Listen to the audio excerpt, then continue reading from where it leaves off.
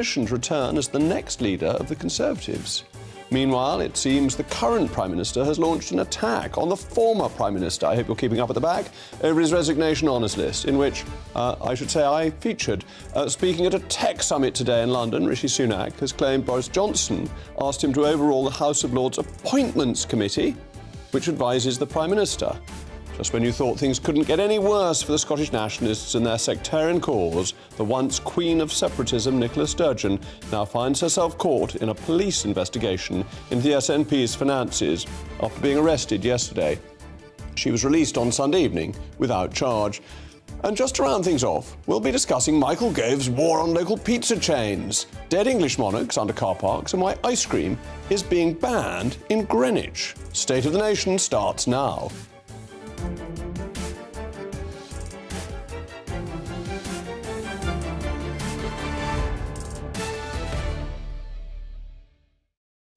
I'll also be joined by a brilliant genius panel this evening, the socialist and former Labour MP, Mr Stephen Pound, and the historian, Mr Rafe Hadel-Manku. As ever, I want to hear from you. It's the most important part of the programme. Email me, mailmog@gbnews.com. But now it's time for the news with Polly Middlehurst.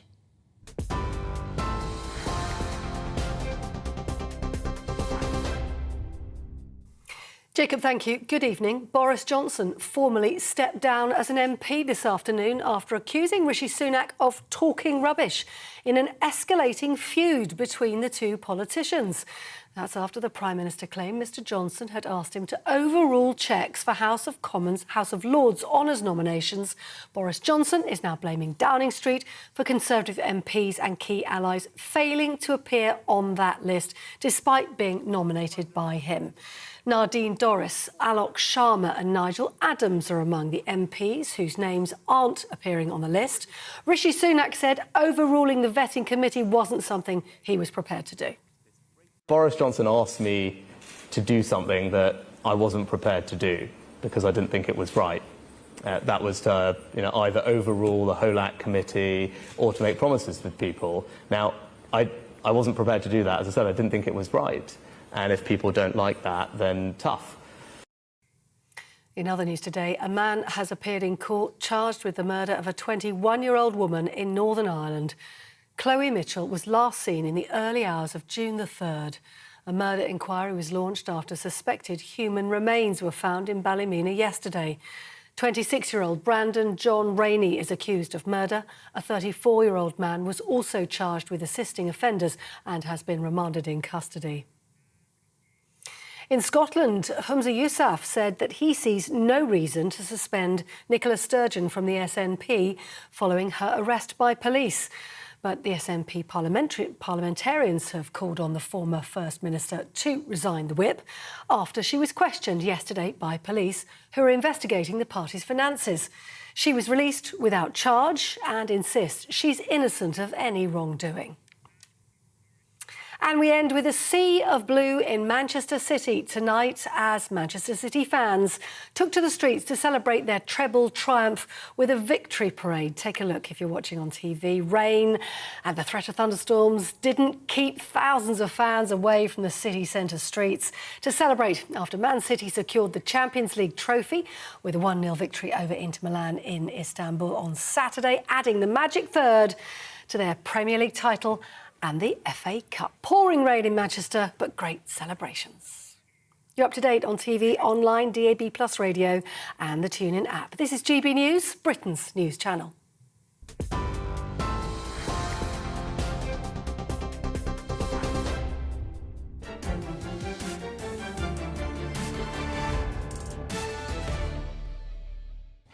In the story of Gulliver's Travels, the Lilliputians, who were tiny, tied down Gulliver as he slept on the beach, as he seemed to them to be a giant. Now, in British politics, the Munchkins have finally got their way against Boris Johnson, overruling the electorate and chasing him out of Parliament. It's extraordinary how parties like getting rid of their successful leaders, Margaret Thatcher, Tony Blair, Boris Johnson, never defeated by the electorate, but brought down by their own parties. He brought an 80-seat majority to the Conservative Party. He delivered on Brexit. He led the world in its support for Ukraine against the illegal Russian invasion. He led an enviable vaccine rollout which enabled the British economy to open up before many of its counterparts. And he has the most extraordinary charisma that electorates connect to him. People stop their cars to get out and shake him by the hand, which I'm sorry to tell you they don't do to most other politicians. And this inevitably created an element of jealousy about him, a feeling that he was too tall a poppy, that he was Gulliver and we were Lilliputians.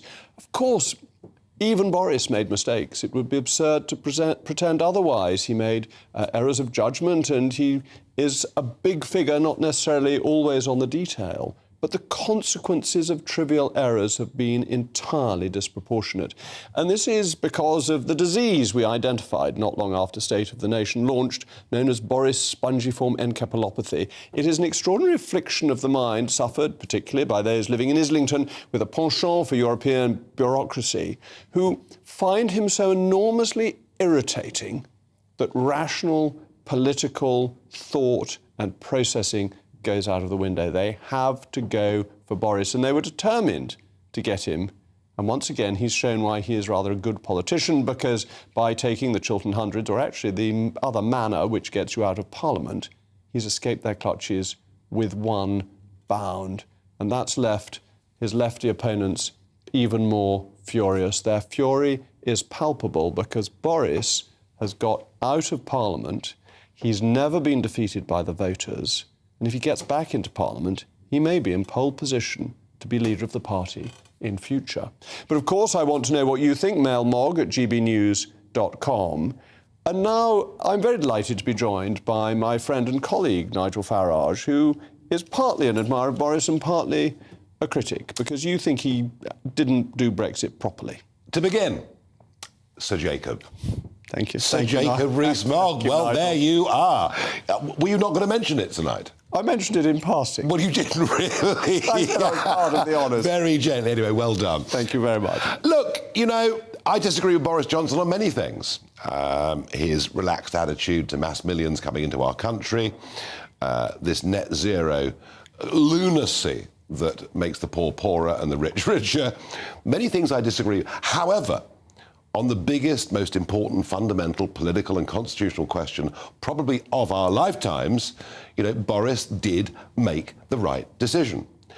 And that was a big moment, and it mattered hugely. And as somebody who spent 25 years of his life campaigning for this and trying to wake up the British public, I'll be eternally grateful to him.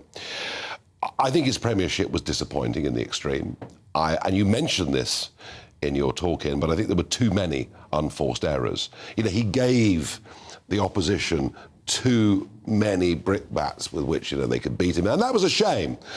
But he's out now of Parliament. I think it's going to be very difficult for him to stay within the Conservative Party with Rishi. I think it's a case of this town ain't big enough for the both of us. I thought Rishi's comments today about the honours list and why he cut some of it was pretty vicious stuff. I just wonder, you know, you said when he's back in Parliament, he's deserted the party, he's gifted Uxbridge to the Labour Party. Well, has he deserted the party? Well, he has really, yes. Because, in a sense, the party deserted him, that he had the support of the party in the country, but enough Conservative members were against him last summer that he was forced out. And, of course, you've always got a big chunk of Parliament against you because they're the opposition. You only need a smallish part of your own party to turn against you to be forced out. All the while Sunak is leader. All the while Sunak is leader, he will not be allowed, in my view, to run for the Conservatives. But wouldn't that make Sunak look extremely petty and not be appreciated either by the Conservative Party in the country or by the voters who don't like mean-minded politicians? Look, let's face it, Jacob, you know, the insurgency within the Conservative Party is over.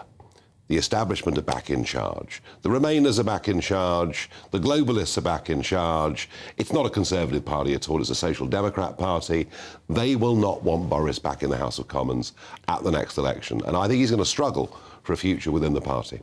So what is the alternative? I mean, there's been stories in the paper saying that you would make a perfect team with Boris in a new party. Is that something you're thinking about? No. What I said was this. If you poll the public and say Brexit, you know, two names come to mind, and it's myself and Boris Johnson. They are seen to be the two big names on our side of the argument. So you could argue that Boris's legacy is, as Prime Minister, getting us out of the European Union. You could argue my legacy was forcing the establishment into giving us a referendum. So this matters to both of us. Whilst there is not an immediate threat to us rejoining the European Union, there is a very major threat that the Conservative government have given up on getting rid of all those regulations, something that you tried to put in place, given up on keeping Northern Ireland as part of the United Kingdom, and that it's now very easy for Labour to sign us back up to the single market. So what I'm saying is this: if there has to be another battle at some point for Brexit itself, that if Johnson can't work with the Conservative Party, he needs to work with those outside. But our political system makes it incredibly difficult to have a new party. You look at the history of new parties and they fade away. You were very lucky with UKIP because you had the European elections and therefore you could get, via proportional representation, into a national stage.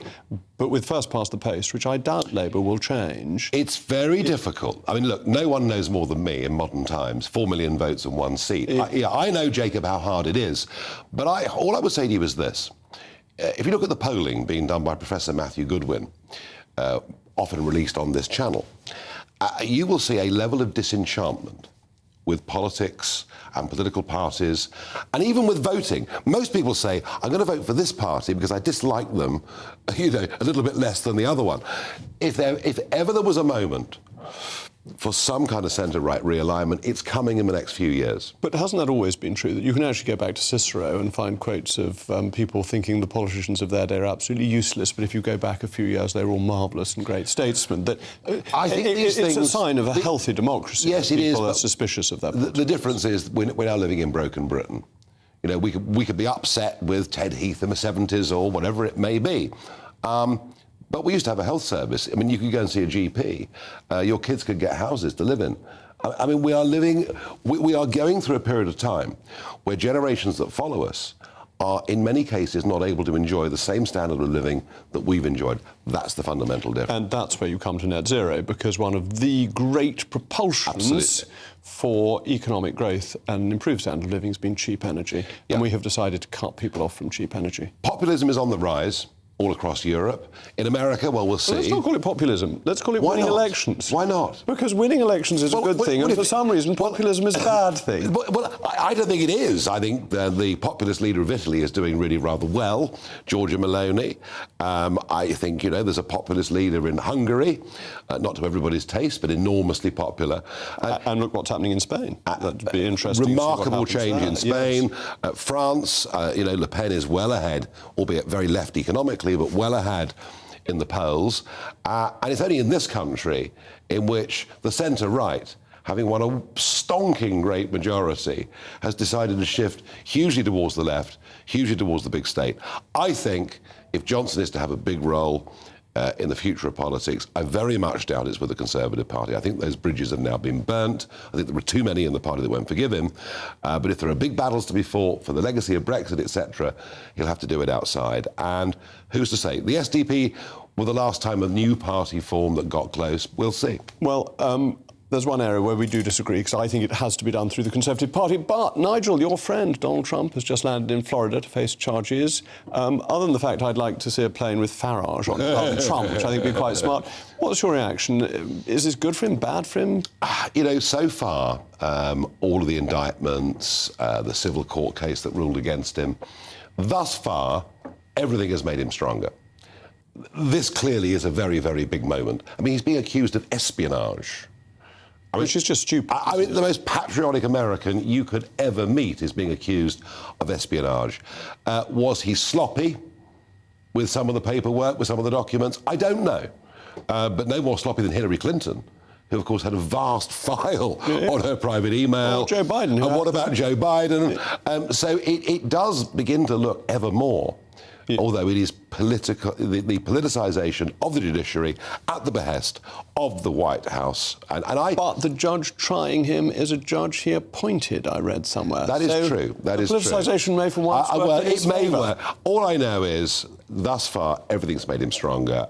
He's way ahead in the nomination.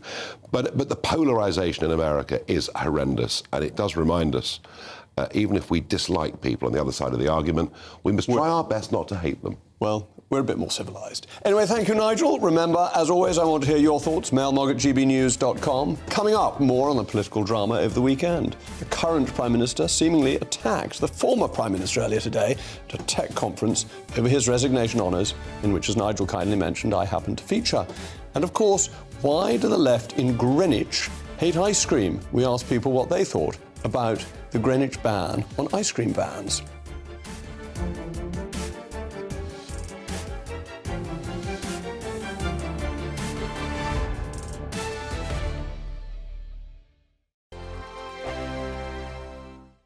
First and foremost, I'm a GB News fan, and I was before I was working here. Just love the fact that we're asking the questions that a lot of establishment media won't ask. With a bit of a twist, we not only want to inform you, but we want to keep you entertained. It's worth the drive because you get in and the team's all ready and waiting, they're itching to go, and it's a proper little family. GB News is the People's Channel. It's the audience that makes the programme sing. We're giving our viewers and our listeners a voice. I see the thousands of your letters, tweets, emails, you name it, coming in. Britain is broken. How on earth did we get into this mess? But more importantly, how do we get out of it? The establishment had their chance. Now we're here to represent you. It's time for something different. It's time for GB News. I'm very patriotic. I believe in Britain. Our best days lie ahead. Britain's watching. Britain's watching. Join us here on GB News. The People's Channel. Britain's news channel. I'm Simon Evans. Join me on GB News for Headliners at 11 p.m. What's the scoop? I'll be joined by two of the country's top comedians. That's right. As we take a look at tomorrow's newspapers tonight. We're going to get into trouble. If it's a big story, we'll be covering it. Spill some tea on him.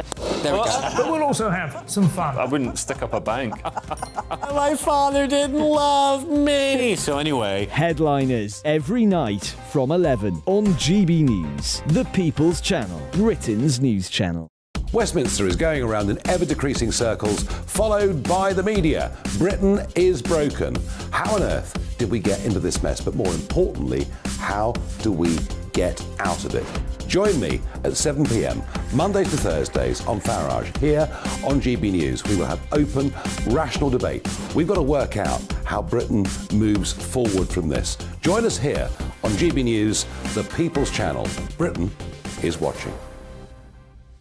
I'm Andrew Doyle. Join me at 7 o'clock every Sunday night for Free Speech Nation, the show where I tackle the week's biggest stories in politics and current affairs with the help of my two comedian panellists and a variety of special guests. Free Speech Nation, Sunday nights from 7 on GB News, the People's Channel, Britain's news channel. Monday to Thursday nights on GB News. At 6, it's Deebs & Co. 7 o'clock, Farage. At 8, join Jacob Rees-Mogg. And at 9, Dan Wootton Tonight, followed by Headliners. On TV, radio and online. This is GB News.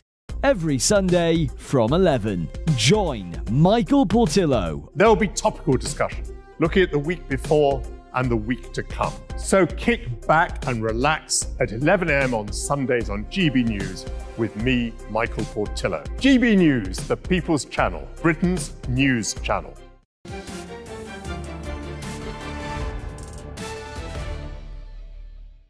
Welcome, Mogg, and this is State of the Nation. You've been getting in touch with your thoughts. Ash says, Boris is indeed a true titan of the modern British political scene. The way he has been removed is nothing short of a coup d'etat. Alan, he had his chance, handed a massive majority by the electorate and completely blew it. Words cannot express my disappointment in his performance. I normally agree with you, Jacob, but on this I cannot. Neil, no matter what negative words from ministers or the public say about Boris Johnson, his achievements will surpass those from the past and the future. He is not perfect, but with the right team, he could be formidable for the UK on the world stage. And David, thank you, David. There's a charming message. Dear Sir Jacob, congratulations on being awarded a knighthood. I'm an avid watcher of your nightly show, The Somerset Night. Well, thank you. We try and mention Somerset every night, though not perhaps today the cricket against Essex. We will leave that for another time. Prime Ministers at war. Boris Johnson and Rishi Sunak. put their battle of wills to the public sphere as Mr Johnson accused his successor of talking rubbish after Rishi Sunak claimed his former boss had asked him to do something he wasn't prepared to do. In a very public pivot on his ex-ally, Mr Sunak got in a tangle over his own advisory committee. As Margaret Thatcher once said, advisers advise, ministers decide. You don't overrule your advisers, you make a decision. And Mr Sunak has made a decision to keep Nadine Dorries and one or two others out of the House of Lords. Could this latest feud intensify the deep-seated rivalry that there seems to be? Well, I'm joined by my brilliant panel, the socialist and former Labour MP, Stephen Pound, and the historian and co-editor of Burke's Peerage, Rafe Hadel-Mancu. Stephen, it's quite something when two former Prime Ministers so publicly disagree with each other. Well, I think we've been there before with Edward Heath and Margaret Thatcher when there was a visceral loathing. I mean, I sat in the House with Edward Heath and, you know, I can still remember the hatred that pulsed off it. But just to revert to what you said, I think of you as the long night of Somerset anyway, to be perfectly honest. I think that's much, much more descriptive. But getting back to this other thing, Rishi Sunak, that was, he wielded the stiletto there, the poignant, you know, very, very viciously there. And it's as a Labour person, I should be standing on the sidelines and cheering and thinking, get in there. As reality, as a patriot and somebody who actually cares for the economy of this country and the well-being of the people of this country, I weep. Rafe, I want to come to you on the constitutional position of HOLAC, that it is an advisory body, and it seems to me it's pretty bogus for a Prime Minister to say, my advisers stopped me doing something. That's not the point of advisers. They say to you what they think, you then decide. Has Rishi got this wrong? Well, it's convenient for him. Firstly, may I say congratulations on being appointed to the most ancient of all knighthoods, Knight Bachelor, which is far older even than the Garter. But yes, look, the House of Lords Appointments Commission was created in 2007 really to look into all of this.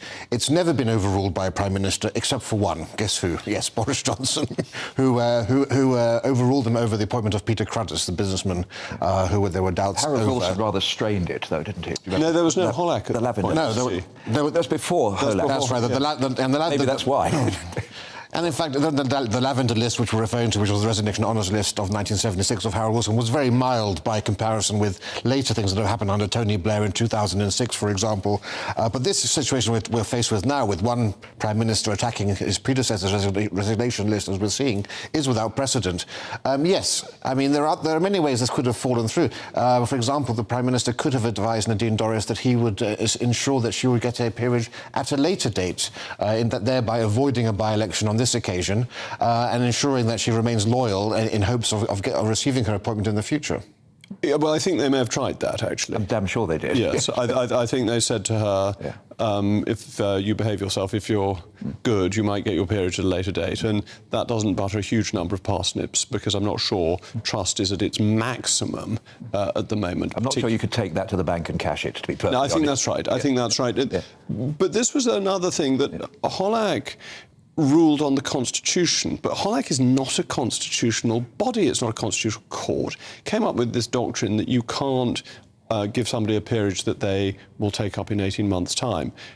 But with our unwritten, strictly uncodified Constitution, there's nothing in the law that says that. I think there's two aspects about HOLAC. One is this business about the timing or the choreography. I mean, I agree with you. I mean, you could say you could have one in 15 years' time. I mean, when I was inquired of me whether I'd be interested, it was before an election, and I think the fact that I had a stonking great majority and a seat comfortably adjacent to Parliament may possibly have had more to do with it than my own rigorous intellectual skills and abilities. But can't be true. But it was it certainly was. Anyway, but the point is the HOLAC's actual job is to basically run the ruler over that and run a slide rule over and see if there's any wrong in it. See if people have paid their taxes and that they're not non-doms and that sort of thing. They don't have a Russian criminal record.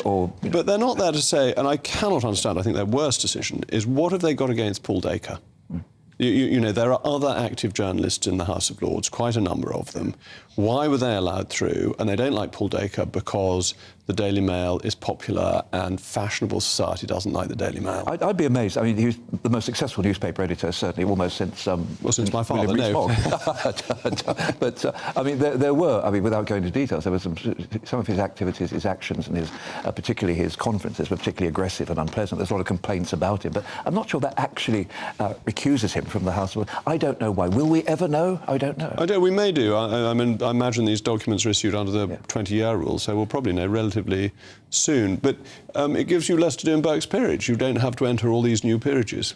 Yes, well, actually, I think now what we've seen, and we've had, Tony Blair and David Cameron between them ennobled more commoners than Louis XIV. And I think we've got to a position now where, the House of Lords is increasingly becoming a bit of a joke when we have the second largest chamber in the world outside of China.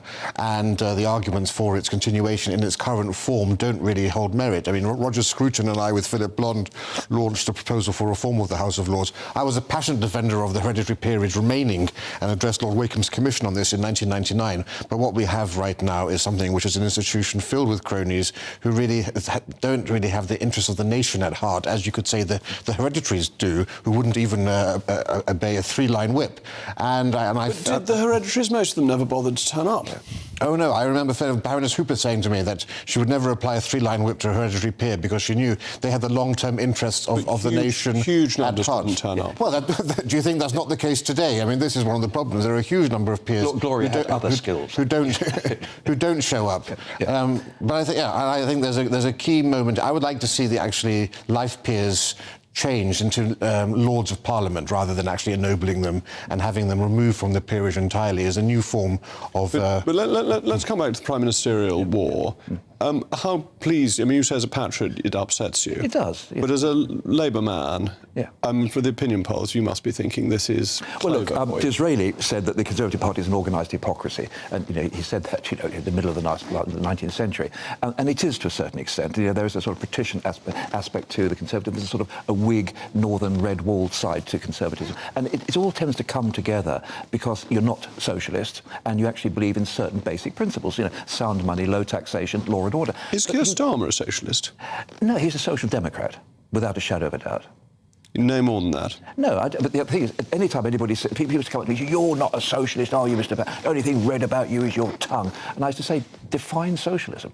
If you can define it, Naram Bevan said the language of socialism is the language of priorities. And I just throw that back at people. They say, OK, fair enough. Rafe, Boris, do you think he's badly treated? Do you think that... do you think Rishi Sunak is right to go out at a tech conference and have a pop at his predecessor? No, I think it's completely without precedent in any sense whatsoever. I think Boris Johnson made the right decision by resigning in the way he did, because it's in the interests of Boris Johnson, and as we know, Boris Johnson's primary interest is Boris Johnson, and it does pave the way for him to actually return in the future.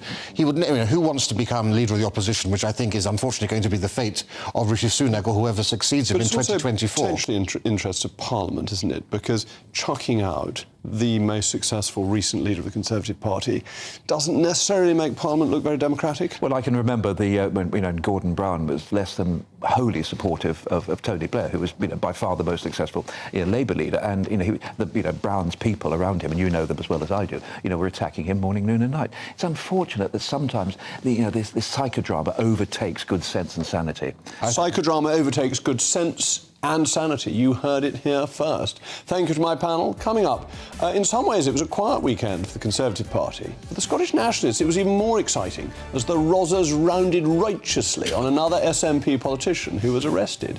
And don't forget, is it levelling up or sizing down? Michael Gove's latest intervention, blocking a Pizza Chain's planning application because of childhood obesity, has caused quite the stir.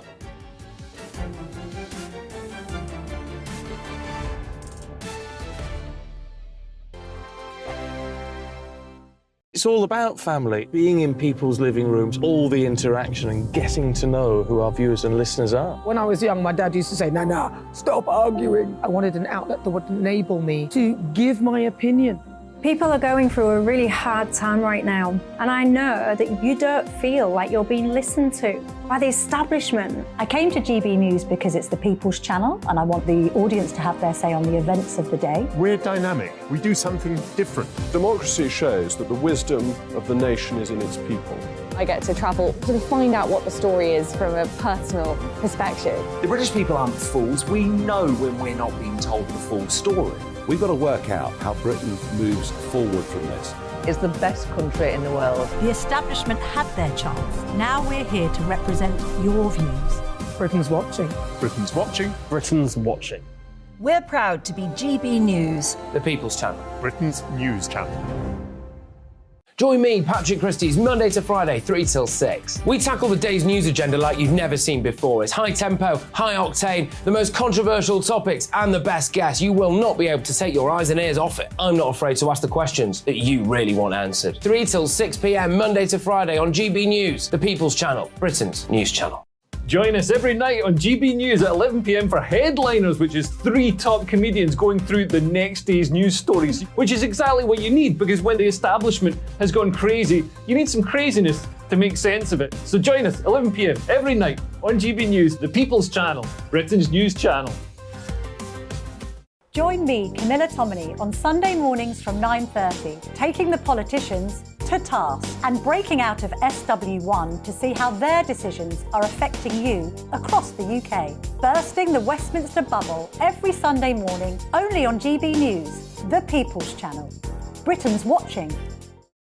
I'm Jacob Rees-Mogg, the Member of Parliament for North East Somerset and a former government minister. For years, I have walked the corridors of power in both Westminster and the City of London. We need to have the arguments, the discussions on how we make it better. Crop failures, famine, war, suffering on a scale completely unimaginable. We are putting the cart before the horse. As Charles I said at the scaffold, he was the true defender of liberty. Yeah, I've completely derailed the conversation. Join me Monday to Thursday at 8 p.m. on GB News, Britain's news channel. So Jubes and Kerr, we tackle the issues of the day with real, robust debate, both sides of the fence, battling it out with me in the middle with my forthright opinions and views. And often really interesting things happen because you start with a position and then by the end of the debate you find actually, well, I might not have thought about that one. What we need in this country is 2 new political parties. You should maybe think about doing a 2024 calendar. I'm Michelle Dewberry and I'm keeping you company right through until 7 o'clock this evening. GB News, the People's Channel, Britain's watching.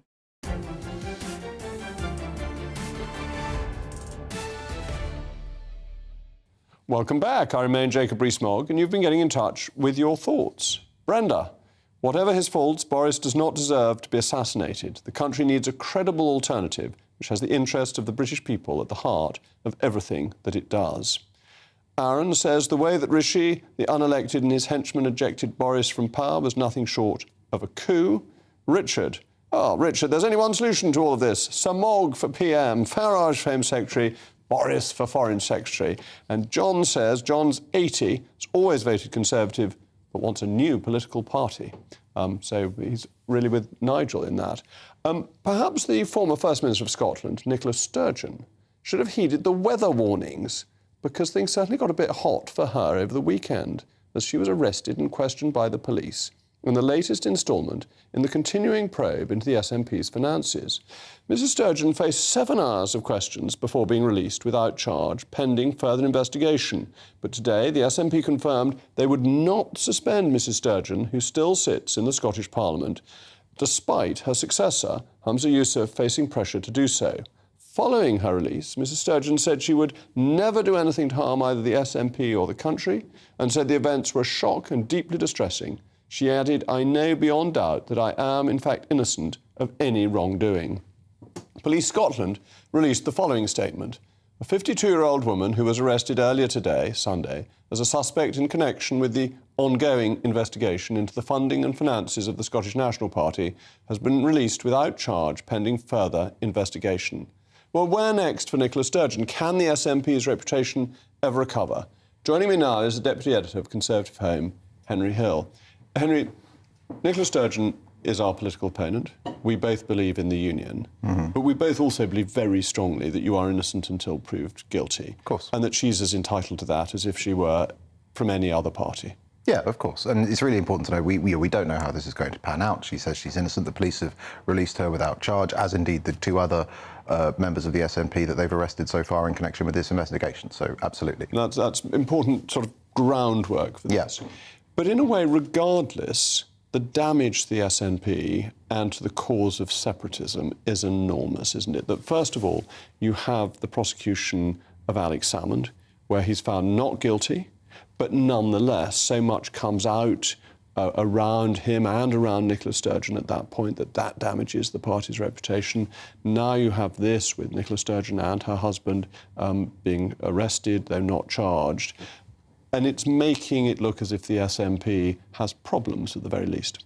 Oh, absolutely. I mean, the SNP has been probably the single most remarkable political force, maybe with the exception of UKIP, given what they achieved with Brexit, in British politics for the past 20 years. You know, they've gone from being a minor party, a fringe party, 6 MPs, to winning a supposedly impossible majority in the Scottish Parliament in 2011, becoming much closer to winning the 2014 referendum than many complacent unionists ever assumed, and then in 2015 winning all but three Scottish Westminster seats. And that was done on the back of the successive leaderships of Alex Salmond and Nicola Sturgeon. Both of whom had an almost electric connection with their voters, didn't they? That voters in Scotland, during the pandemic, Nicola Sturgeon could do no wrong as Scottish leader. Well, famously, there was a Hollywood magazine cover which literally mocked her up as an angel and said, "Can she do no wrong?" Strangely hard to find pictures of that on the internet these days.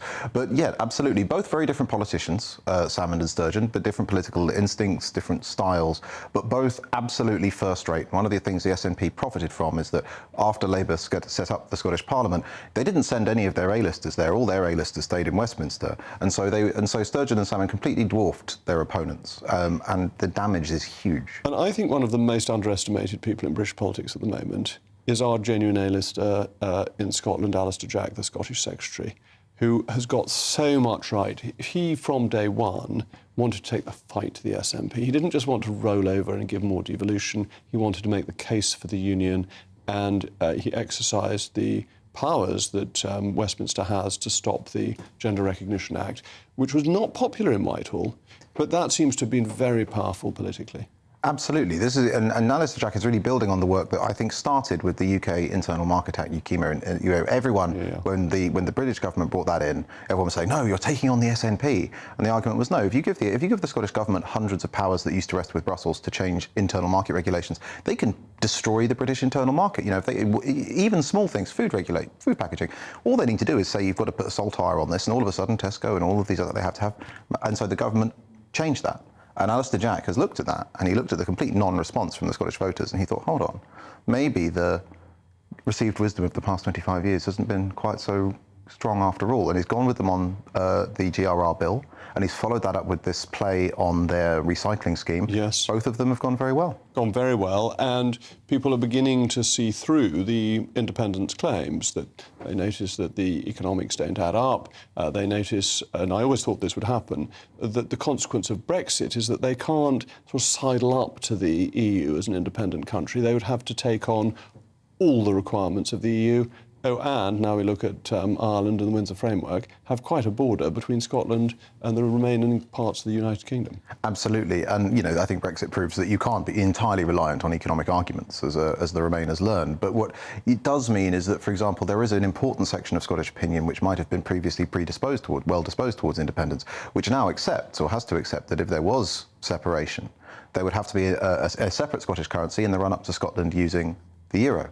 And that means that they're going to have their mortgages in sterling, and they're going to be paid in some random Scottish currency. Like it's a nightmare scenario. So the practical barriers to independence have got a lot bigger. That's not the same thing as saying that, you know, the 45% of people who backed independence in 2014 have all changed their minds. That work still needs to be done, but we now have more time to do it.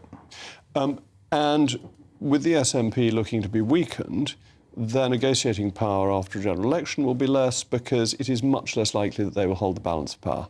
Absolutely, and even if they did, I think the wiser Labour advisers have got this right. What are they going to do? If Starmer was dependent on the SNP for support, you know, the last time that the SNP helped to bring down Labour government was in 1979. And they lost they had 11 seats at the time, which before 2015 was a huge number for them, and they lost all but one. You know, Starmer can just say, this is my budget.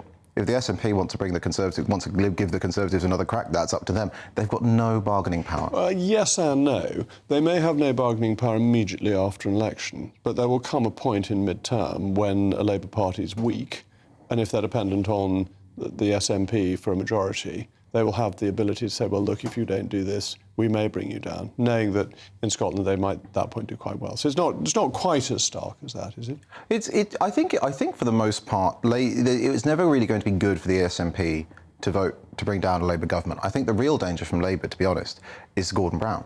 Because Gordon Brown is hell-bent on just proving himself right, you know, when he did devolution in 1999.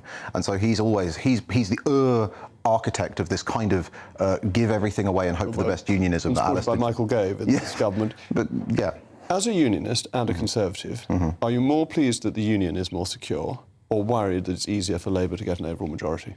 I am more pleased that the union is secure. Fundamentally, in British politics, we have two parties, national parties, and they change power every so often. That's fine. Well, I'm sorry to say we are ending this in complete agreement, because I also think it's better for the union and it's worth taking the risk of Labour picking up seats in Scotland. But thank you, Henry. Oh, and speaking of Henrys, coming up, could the lady who helped discover Richard III in a car park be onto something as she reveals her latest mystic insight as the final burial place of Henry Beauclerk, otherwise known as Henry I, one of the sons of William the Conqueror? Where are his bones?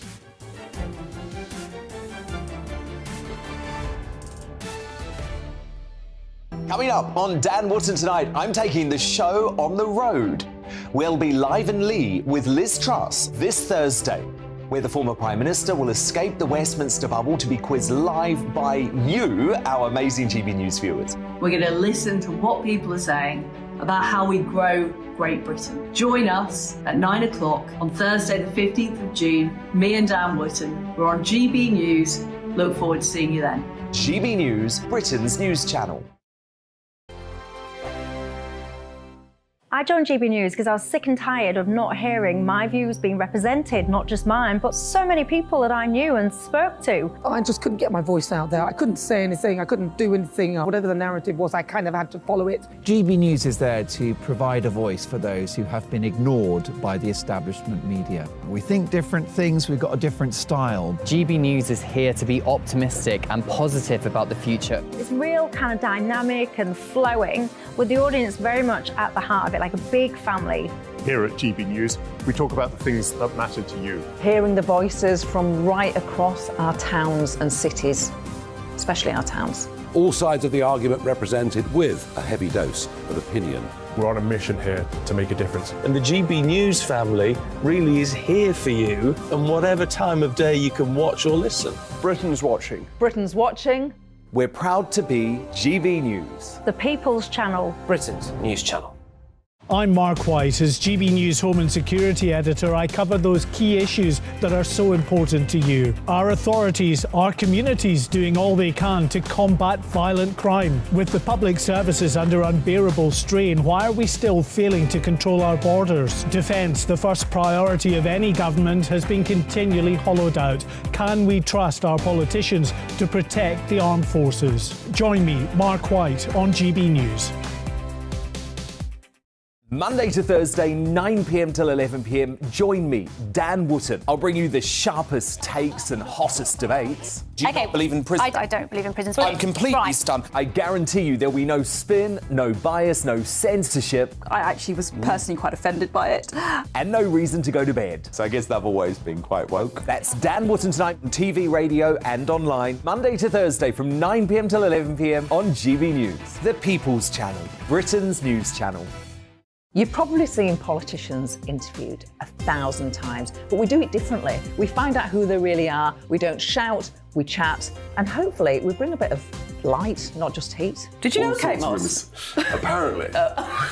Do you have a pair of jeans or a pair of jeans? No, of course I don't. What would I do with them? My friends are like, oh my God, what's she doing now? Join me every Sunday at 6 for Gloria Meets, only on GB News, the People's Channel, Britain's news channel.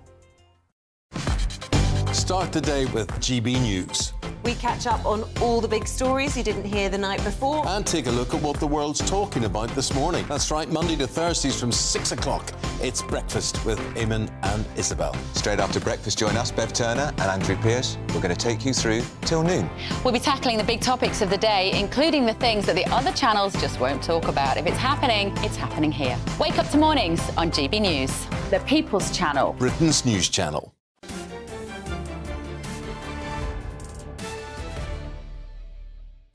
Welcome back. I continue to identify as Jacob Rees-Mogg, and this is State of the Nation. You've been getting in touch with your male Moggs. Adrian, Papa John's refused planning permission, Greenwich banning ice cream, a war on meat and dairy. This has already gone too far. We must fight back against this tyrannical dictatorship. And Wendy, thank you so much. It's very charming of you. Congratulations on your recent honour, Sir Jacob. Thoroughly enjoying the show with your excellent guests, especially the delightful Stephen Pound. Who knew a lefty could be so agreeable? Wendy, I think that's so elegantly put, with a very nice sting in the tail about my agreeable lefty. Levelling Up Secretary Michael Gove has found a novel way to tackle the obesity problem after his planning officials have blocked a pizza chain from opening a new store. The Planning Inspectorate has rejected an appeal made by Papa John's Pizza to open a new site in Tyneside, owing to fears it will exacerbate childhood obesity because of its 2 furlongs proximity to either a middle or secondary school. Mr Gove is now facing criticism for his more interventionist approach towards planning requests than his predecessors. But another restraining report for the world of food, as Greenwich Killjoy Council has revealed its plans to ban ice cream vans from operating on certain roads. The really tiresome London Council has proposed the ban owing to the nuisance caused by selling a Mr Whippy and the impact their idling engines have on air quality. This ban would include the tourist destination of King William Walk by Greenwich Park, which has led a planning inspectorate representative to speak out of the eyesore that are queues for ice cream. This is talking about people. I mean, to call people queuing an eyesore seems to me to be deeply offensive and not the sort of thing planning inspectors should say. So we asked the people, Vox Populi, Vox Dei, do they feel that ice cream vans are a menace to society? And the people have spoken. I think it's a bit unfair to ban them because I think it's a classic traditional practice. Whoever thought of that idea needs their head testing, to be fair. It's not a nuisance or an eyesore, it's an attraction. They bring joy to our society. I think it's a good idea to allow ice cream to be sold, in particular in the hot weather like we have now. If they can meet with the ice cream distributors and or the ice cream truck people, then I think they could maybe reach a compromise. Is it a good idea to ban ice cream trucks? No. Definitely not. On a day like today, we need ice creams. No, it's part of our culture in the UK. Why take something away that's our culture? Well, it's part of our culture. It's also an attack on Margaret Thatcher because when she was working as a chemist, she worked out how to put the air in Mr Whippy so that you got that wonderful Whippy flavour, not to mention the flake.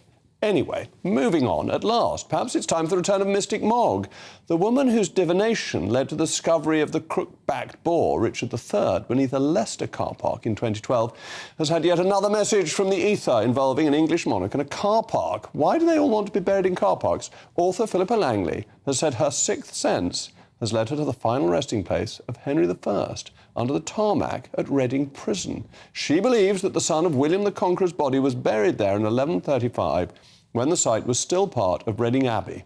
After Richard's body was discovered under the letter R painted for a reserved parking space, Philippa Langley believes that Henry is buried under the letter K, a spot fit for a king, admittedly one who, as you will remember, never smiled after his son died in the White Ship. Still with me is my brilliant panel, the historian Rafe Hadel-Mancu and the popular socialist Stephen Pound. First of all, gentlemen, will you give us a piece of your mind about Papa John's? Well, would you allow me, sir? I would, yes. It was 11 years ago this week that a rather unusual exchange took place on the floor of the House of Commons. Michael Gove was the Secretary of State for Education, and I was the MP for Ealing North. And if I may quote from Hansard, I was referring to a school. I said, an insanitary cordon of fast food outlets rings that school, selling congealed, deep-fried lumps of mechanically extruded neo-chicken sludge, fatally undermining any attempt at a healthy eating regime. Will the Minister, the Secretary of State, do what he can to stop these foul premises springing up around our better schools? Michael Gove, my message can be summed up in 6 letters. KFC, UFO. Well, ladies and gentlemen, I thought that UFO stood for Unidentified Flying Object. It turns out to sound down for something rather more vulgar than that, I'm sorry to tell you. But you said this on the floor of the House. Foreign Office, something, FO? something like that. Yeah. So is it right for the government to ban these things? Does it have any effect? Well, I'm glad you've come to me for my lived experience on obesity. Look, all I can say is this just unfortunately goes to show how far the Conservative government has ceased to be conservative. I mean, what's going to be next? Are they going to be blacking up fast food shops' windows like they used to do with betting shops? You know, are you going to have health warnings on pizza boxes with pictures of people having heart bypasses? I don't know what's going on here. It seems as if we need to realise that people have a free choice to make, and it's their decision if they want to frequent these shops, which are far beyond the 400 metres that they're supposed to be from 2 schools. furlongs. 2 furlongs. Let's stick to English on this programme. Look, the thing is, local authorities do have power. This is all to do with the use class orders, and you must have had many of these cases. And what happens, for example, you can't have too many funeral parlours together because they are a specific classification within the Local Government Planning and Land Act. And so you can actually do something about this. But surely you want competition. And you want healthy competition. You want healthy competition between ice cream vans. Can you? What sort of a council, when the weather gets up into the 80s, starts banning ice cream vans? As I approach the end of a long and not particularly noble life, and as the shadow of the grave stretches over me, I think back to my boyhood, and I think back to the young women who used to cycle around Acton on. You're not really bicycles. old enough to stop me and buy one. Well, of course, there was... No, he's not. There was the idea that the condom company would say, you know, buy me and stop one. Thank you so much. Isn't this just boring bureaucrats making people's lives a little bit less fun, and particularly for children? Children love ice cream vans. Well, who amongst us doesn't have that cherished childhood memory of hearing that, you know, that jolly jingle and running to find out where the sound came from? And it's quite often the first time that a child actually makes a transaction. You see the stickers of all those glorious-looking lollies on the side and you decide which one to buy. That's quite a big part of growing up. And it also keeps children happy when they're being traipsed through these museums at the knowledge that there will be a nice ice cream for them at the end of the day. How many of us have said to the children, you do want an ice cream, don't you? Knowing perfectly well, and actually we're the ones who want the ice cream. Funny enough, you know, one of your colleagues, Charles Walker, actually reported me to the Electoral Commission for actually treating an ice cream van when he stood against me in Ealing, you know, about 2001, I think it was. And there's a whole group of kids around the ice cream van. I thought, this is a wonderful sight. I said, ho, noble tradesperson, give them what they want and I'll pay for it. Because they're all 6 or 7 years old, I thought they're not going to vote for a bit. Unfortunately, that actually was treating. Treating? Yeah. Yes, indeed, without the trick. So let's... What about Henry I? Really very remarkable king. You're the expert on the monarchy, very successful king, not likely to have become the King of England, but managed to get the throne. Got to the phone by porphygenito. Do you know what that is? I do not. Ah, well, that's where his elder brother had the rightful claim, but he claimed that he was born to a king and queen who were reigning. Born in the purple, precisely. Yes, a decent king, not a kind king, but a king who actually set up the exchequer and actually made some of the governing of England far more successful. But in reality, he got the throne by getting himself crowned very quickly. But how can they possibly... I mean, if it's on the site of Reading Jail, I mean, without going into the ballad of Reading Jail, it was a hanging prison for over 150 years. There's bodies littering that particular site. So it could be anybody's body. But there wasn't Abbey there beforehand. But I think now we know why, of course, car parks charge a king's ransom to park there. Because there's a king buried under each one. I had to get that in. Yes, we'll have to be digging up all the car parks. It does seem, Beau Clark of the car park. Beau Clark of the car park. We'll have to call this woman the car park whisperer because she seems to have some great ability here, which you don't know about. Yes, I wonder if there are any other monarchs lying about. But are there any unidentified monarchs floating around who... What, unidentified flying monarchs? I think we know where most of them are. Most of them, are tombs in Westminster Abbey. And We've think how many Westminster royal Abbey bones sleep beneath these heaps St of stone. George's Chapel, and then you've got... Where's Henry VI? He used to... Canterbury, isn't he? Edward the Black Prince is at Canterbury. Yeah, but surely there must have been a fair few Hengist and Horsa-type kings. Well, we're missing the Anglo-Saxons. I think the burial of the Anglo-Saxons isn't particularly well known. Well, we know the person to ask now. It's this lady. This lady? Henry VI is at Chertsey Abbey. A mystery voice revealed to me, speaking in my ear, that it was Chertsey Abbey. So it's amazing. I find things through the ether as well. It's not just this splendid William lady. Rufus, was it Winchester Cathedral? Because he was killed in the New Forest in 1101. William the Conqueror is over in France. Yeah. Yes. Well, there we go. We can't find all the monarchs, but it's cutting-edge news. Cutting-edge news. We haven't even come on to Berlusconi. Well, Berlusconi died today, transformative Italian Prime Minister. Yeah, but isn't it extraordinary, listening to what Giorgia Meloni has been saying, how, she brought him into her government, and yet she is now distancing herself from and just saying, he was a character, but, not necessarily... Well, talking of characters, that's perfect timing, because that's all from me. It's now up to a great character, Professor Daniel Wootton. Any skeletons under your car park tonight, Dan? Stop speaking about scheming sturgeon like that, Jacob. We have to be very careful, don't we? Very careful with the contempt laws. But look, we are talking in detail tonight about the arrest of Queen Nick. And I'm specifically going to look at why the media, Jacob, was so intent on conducting a witch hunt against Boris Johnson over a piece of cake when there was this Real scandal hiding in plain sight in Scotland. Well, that's going to be really interesting. It is important to remember people are innocent until proved guilty. That's coming up after the weather. It's going to be beautiful in Somerset, but I'm hoping for rain in Essex. I'll be back tomorrow at 8 p.m. It's Jacob Rees-Mogg, and this has been State of the Nation.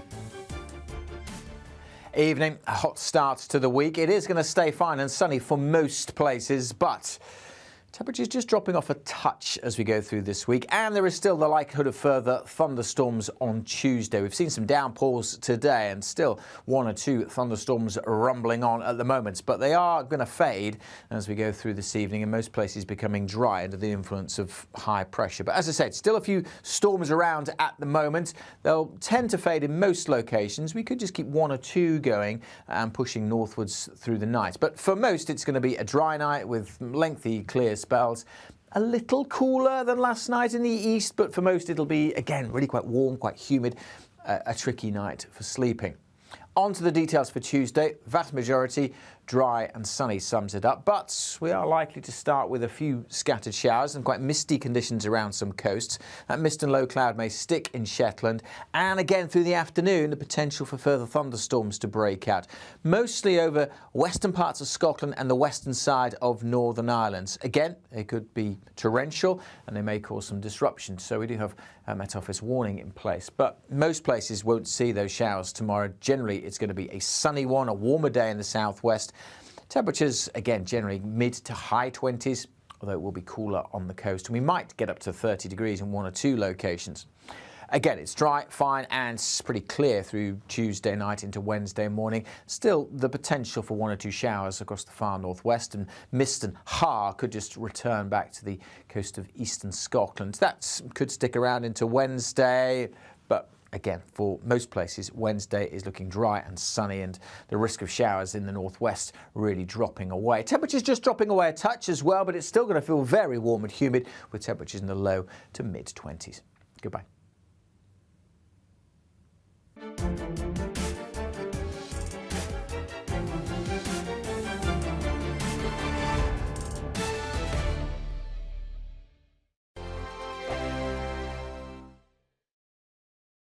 First and foremost, I'm a GB News fan, and I was before I was working here. Just love the fact that we're asking the questions that a lot of establishment media won't ask. With a bit of a twist, we not only want to inform you, but we want to keep you entertained. It's worth the drive because you get in and the team's all ready and waiting, they're itching to go, and it's a proper little family. GB News is the People's Channel. It's the audience that makes the programme sing. We're giving our viewers and our listeners a voice. I see the thousands of your letters, tweets, emails, you name it, coming in. Britain is broken. How on earth did we get into this mess? But more importantly, how do we get out of it? The establishment had their chance. Now we're here to represent you. It's time for something different. It's time for GB News. I'm very patriotic. I believe in Britain. Our best days lie ahead. Britain's watching. Britain's watching. Join us here on GB News. The People's Channel. Britain's news channel. I'm Simon Evans. Join me on GB News for Headliners at 11 p.m. What's the scoop? I'll be joined by 2 of the country's top comedians. That's right. As we take a look at tomorrow's newspapers tonight. We're going to get into trouble. If it's a big story, we'll be covering it. Spill some tea on him. There we go. But we'll also have some fun. I wouldn't stick up a bank. My father didn't love me. So anyway. Headliners every night from 11 on GB News, the People's Channel, Britain's news channel. Westminster is going around in ever-decreasing circles, followed by the media. Britain is broken. How on earth did we get into this mess? But more importantly, how do we get